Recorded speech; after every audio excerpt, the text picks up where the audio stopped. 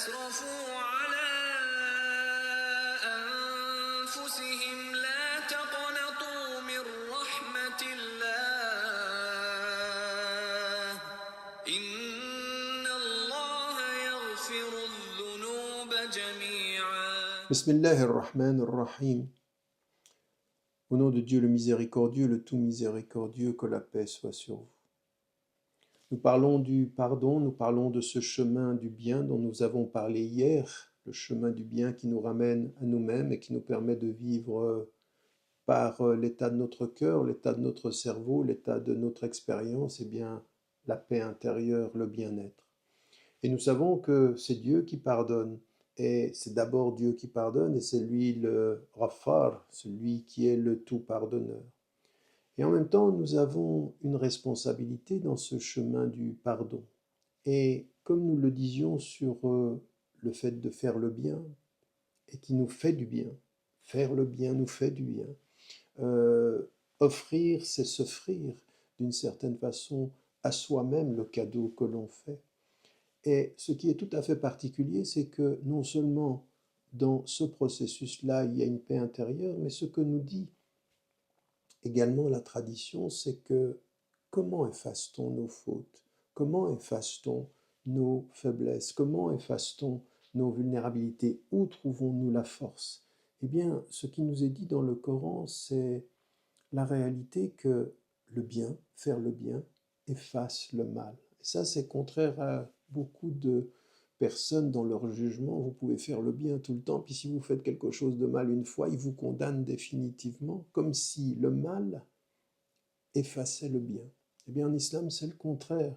C'est le bien qui efface le mal. Et c'est ce que nous avons dans le Coran quand il nous est dit et accomplis la prière une partie du jour et une partie de la nuit.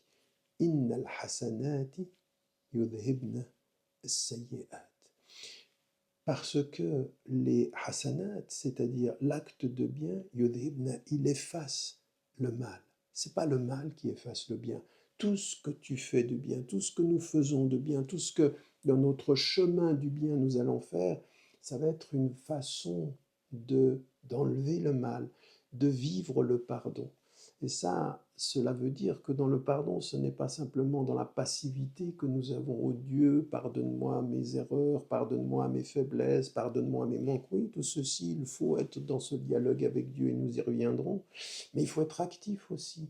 Et la première des actions, si je veux effacer une mauvaise action que j'ai pu faire, un mot que j'ai pu dire, vraiment, mais les petits péchés comme les grands, eh bien c'est par l'acte de bien que je les effacerai. Et ça, il faut s'en souvenir, c'est notre engagement actif à nous réparer, à nous réformer, à dépasser la vulnérabilité, les fragilités malheureuses et puis les faiblesses, par ce travail sur le bien. Et ça, c'est un élément qui est essentiel, et ce qui nous est dit dans le Coran également, إِلَّا مَنْ تَابَ وَآمَنَ وَعَمَلَ عَمَلًا صَالِحًا فَأُولَٰئِكَ يُبَدِّلُ اللَّهُ سَيِّئَاتِهِمْ حَسَنَاتٍ. À l'exception de ceux qui reviennent à Dieu, ils reviennent à Dieu, et qui sont croyants dans ceci, et qui fait un acte de bien. Il fait le bien, ce que je disais hier. Ici, il est dit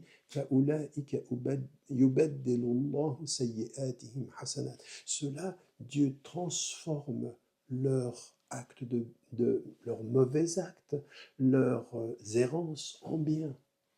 C'est-à-dire que, encore une fois, dans le pardon, il y a effectivement de savoir que le pardon, celui qui est Rahman Rahim, le miséricordieux, le tout miséricordieux, il nous pardonnera. Mais ce qu'il attend de nous toujours, ça n'est pas la culpabilité ou la culpabilisation passive, c'est un processus d'islah al-nafs, de réforme de soi, qui commence par choisir le chemin du bien, en sachant que dans le chemin du bien, il y a le fait d'effacer le mal.